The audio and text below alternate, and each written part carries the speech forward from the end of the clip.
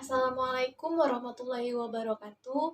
Perkenalkan, saya Wafi Paradisa Awari dengan NIM 19234023 pada mata kuliah Preservasi dan Konservasi dengan dosen pengampu Ibu Desriani. Pada kesempatan kali ini, saya akan menjelaskan materi preservasi dan konservasi dengan judul Faktor Penyebab Kerusakan Bahan Pustaka dan Cara Penanggulangannya. Kondisi koleksi dikatakan rusak apabila terjadi penurunan kualitas pada suatu koleksi sehingga tidak dapat dimanfaatkan secara maksimal.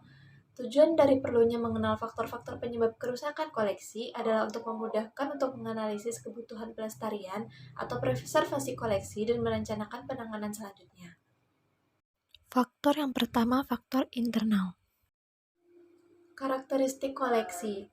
Kertas tersusun dari senyawa kimia yang lambat laun akan terurai karena tinggi rendahnya suhu maupun kuat lemahnya cahaya menerpa koleksi. Sampul koleksi yang terbuat dari karton biasanya mengandung asam.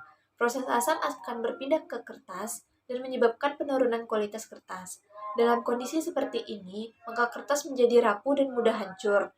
Kandungan senyawa asam di dalam kertas akan mempercepat reaksi hidrolisis sehingga semakin cepat hidrolisisnya, maka semakin cepat pula terjadinya pelapukan pada kertas. Jadi, semakin tinggi kandungan asam pada kertas, maka kertas itu akan semakin cepat rapuh. Faktor eksternal penyebab kerusakan bahan pustaka ada 4. Yang pertama, faktor lingkungan. Yang kedua, faktor manusia.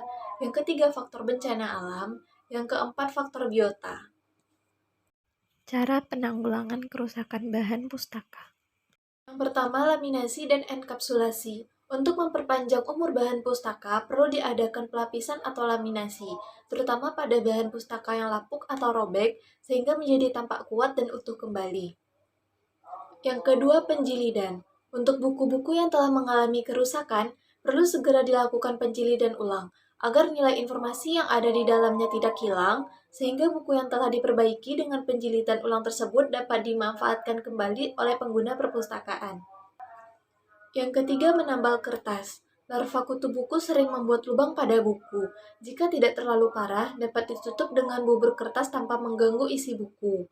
Penambalan kertas yang robek, memanjang dapat dilakukan dengan 2 cara, yaitu penambalan dengan kertas Jepang dan menambahkan kertas dengan tisu. 4. Memulihkan kertas. Kertas yang sudah berwarna coklat karena terkena debu atau lumpur dapat diputihkan dengan menggunakan berbagai macam bahan kimia, seperti gas klorodioksida, natrium klorida, potasium permanganate, dan lain sebagainya. Mengganti halaman yang robek. Kertas yang robek tidak dapat diganti atau diperbaiki dengan cara menambalnya, maka hal ini dapat dilakukan dengan membuatkan fotokopinya. Fotokopi harus sesuai dengan luas halaman buku dan ditempel secara hati-hati pada bagian yang hilang. 6. Mengencangkan benang jilitan yang kendur. Kalau belum terlalu parah, kita cukup mengencangkan benang yang longgar dengan menariknya. Dengan jarum benang jahit, kita dapat mematikan benang yang longgar tadi. Kalau sudah terlalu parah, bukalah kertas pelindung dan sampul buku sekaligus. Demikianlah penjelasan materi mengenai faktor kerusakan bahan pustaka dan cara penanggulangannya yang dapat saya sampaikan. Terlebih dan terkurangnya saya mohon maaf. Wabillahi taufik wal hidayah. Wassalamualaikum warahmatullahi wabarakatuh.